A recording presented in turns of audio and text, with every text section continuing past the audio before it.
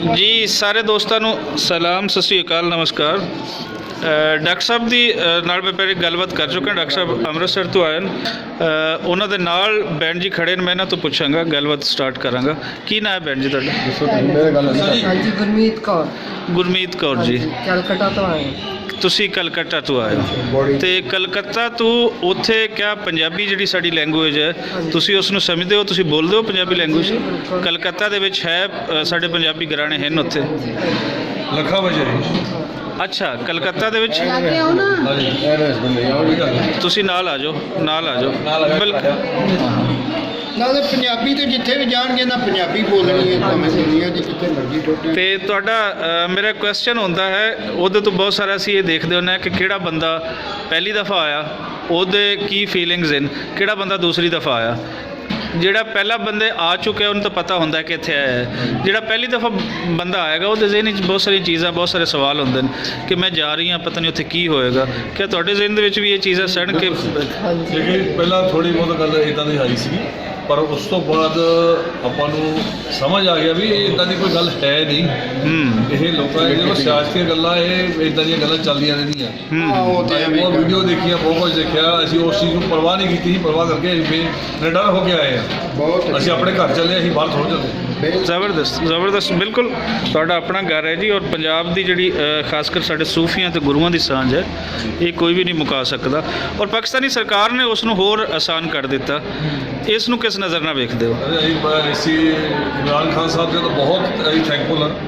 ਅਸੀਂ ਉਹਨਾਂ ਨੇ ਜਿਹੜਾ ਕੋਰੀਡੋਰ ਬਣਾ ਕੇ ਸਾਡਾ ਰਾਹ ਬਣਾਇਆ, ਇੰਨੇ ਸਾਲਾਂ ਤੋਂ ਅਸੀਂ ਸੋਚ ਰਹੇ ਸੀ ਜਾਵਾਂਗੇ, ਪਰ ਕਿੱਦਾਂ ਜਾਵਾਂਗੇ? ਕਦੀ ਜਿਹੜਾ ਨਾਮੁਮਕਿਨ ਕੰਮ ਸੀ ਉਹਨੂੰ ਮੁਮਕਿਨ ਬਣਾ ਕੇ ਦਿਖਾਤਾ। ਇਹਨਾਂ ਜ਼ਿਆਦਾ ਜ਼ੋਰ ਹੈ ਜੀ ਇੱਥੇ ਆਉਣ 'ਚ। ਵੈਸੇ ਕਿ ਫਿਰ ਬਾਅਦ ਜਾਵਾਂਗੇ, ਕਿਤੇ ਜਾਣਾ ਜਾਣਾ ਸੀ, ਟਾਈਮ ਕੱਢਿਆ ਜਾਣਾ ਜਾਣਾ ਲੱਗੇ, ਬਾਅਦ ਚੱਲ ਜਾਗੇ ਫਿਰ ਚਲੋ ਪ੍ਰੋਗਰਾਮ। ਅੱਛਾ, ਇਮਰਾਨ ਖਾਨ ਸਾਹਿਬ ਦੇ ਨਾਲ ਇੱਕ ਹੋਰ ਜਿਹੜਾ ਚੜ੍ਹਦੇ ਪੰਜਾਬ ਤੋਂ ਇੱਕ ਸ਼ਖਸ ਹੈ, ਨਵਜੋਤ ਸਿੰਘ ਸਿੱਧੂ, ਉਹਨੂੰ ਕਿਆ ਪੰਜਾਬੀ ਭੁੱਲ ਪਾਉਣਗੇ ਜੋ ਉਸ ਬੰਦੇ ਨੇ ਕੰਮ ਕੀਤਾ? ਨਹੀਂ ਜੀ, ਬਹੁਤ ਅੱਛਾ ਕੰਮ ਕੀਤਾ। ਪੰਜਾਬ ਵਾਲੇ ਬਹੁਤ ਮੰਨਦੇ ਉਹਨੂੰ।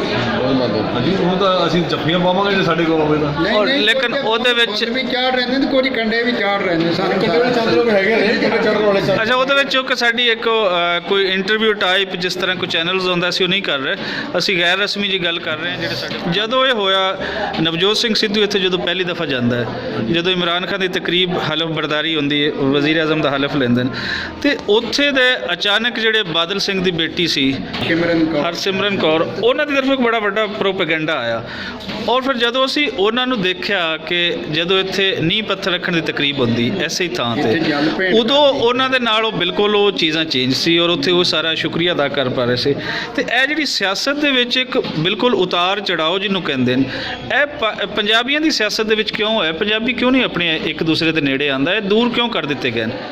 ਦੇਖੋ, ਇਹ ਸਾਰਾ ਪਾਵਰ ਦੀ ਗੱਲ ਆ। ਇਹਨਾਂ ਨੂੰ ਇਹ ਪਾਵਰ ਦੇਖਦੇ, ਸਾਨੂੰ ਪਾਵਰ ਮਿਲੇ, ਇਹ ਹੋਰ ਕੋਈ ਗੱਲ ਨਹੀਂ ਸੀ। ਇਹ ਹੁਣੀ ਤੁਹਾਡੇ ਨਾਲ ਆ ਤਾਂ ਇਹ ਜਦੋਂ ਇਹ ਪਾਵਰ ਦੀਆਂ ਗੱਲਾਂ, ਜਦੋਂ ਪਾਵਰ ਵਾਸਤੇ ਉਹਨਾਂ ਧਰਮ ਨੂੰ ਵੀ ਛੁਰੀ ਫੇਰ ਲੈਂਦੇ। ਬਸ ਇਹੀ ਗੱਲ ਆ, ਹੋਰ ਕੁਝ ਨਹੀਂ, ਹੋਰ ਕੋਈ ਗੱਲ ਨਹੀਂ ਗੀ।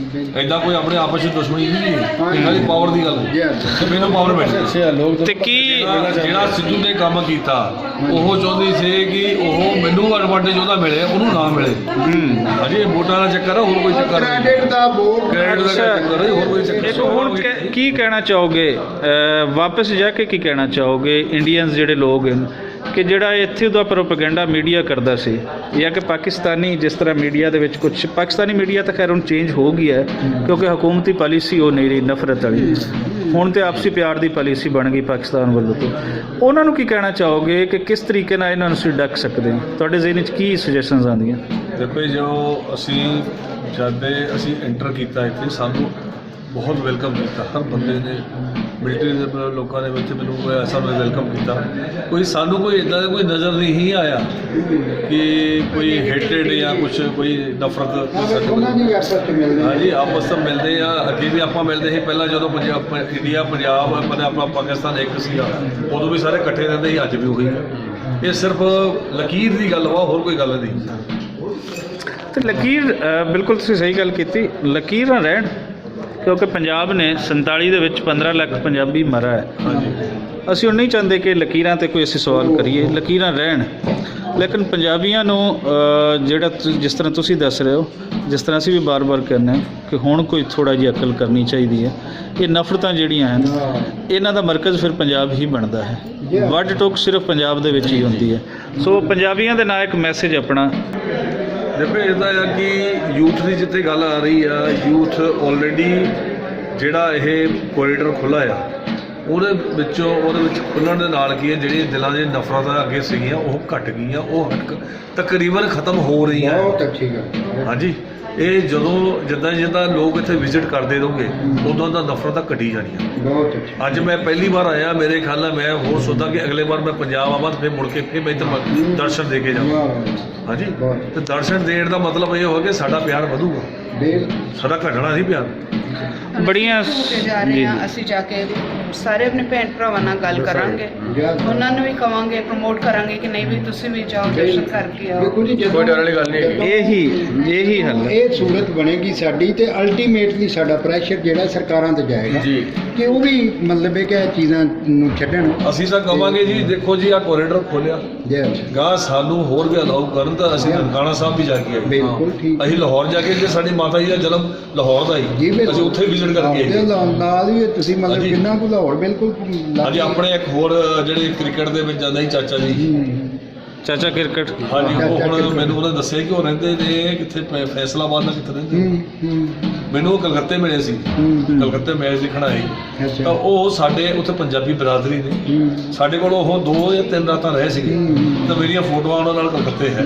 ਇੰਨਾ ਪਿਆਰ ਮੁਹੱਬਤ ਨਾਲ ਸਾਡੇ ਨਾਲ ਰਹੇ। ਨਹੀਂ, ਉਹ ਬਾਬਾ ਦੇ ਉਹ ਆਸ਼ਿਕ ਹੈ ਜੀ ਕ੍ਰਿਕਟ ਦਾ, ਉਹਦਾ ਨਾਮ ਹੀ ਬਾਬਾ ਹਾਂਜੀ, ਆਸ਼ਿਕ ਵਾ। ਉਹਨੇ ਅੱਜ ਜੇ ਕੱਪੜੇ ਮੈਨੂੰ ਪਾਕਿਸਤਾਨ ਮੇਰਾ ਦੇ ਚਲੇ ਸੰਦੇਸ਼ ਉਹਦੇ ਨੇ ਤਾਂ ਮੇਰਾ ਜੇ ਸਾਡੀ ਕੋਸ਼ਿਸ਼ ਹੈ ਜੀ ਕਦੇ ਆਏ ਅਸੀਂ ਨਨਕਾਣਾ ਸਾਹਿਬ ਤੋਂ ਫੈਸਲਾਬਾਦ ਵੀ ਤੁਹਾਡੇ ਕੋਈ ਜਾਵਾਂਗੇ, ਮਿਲ ਕੇ ਆਵਾਂਗੇ ਬਸ।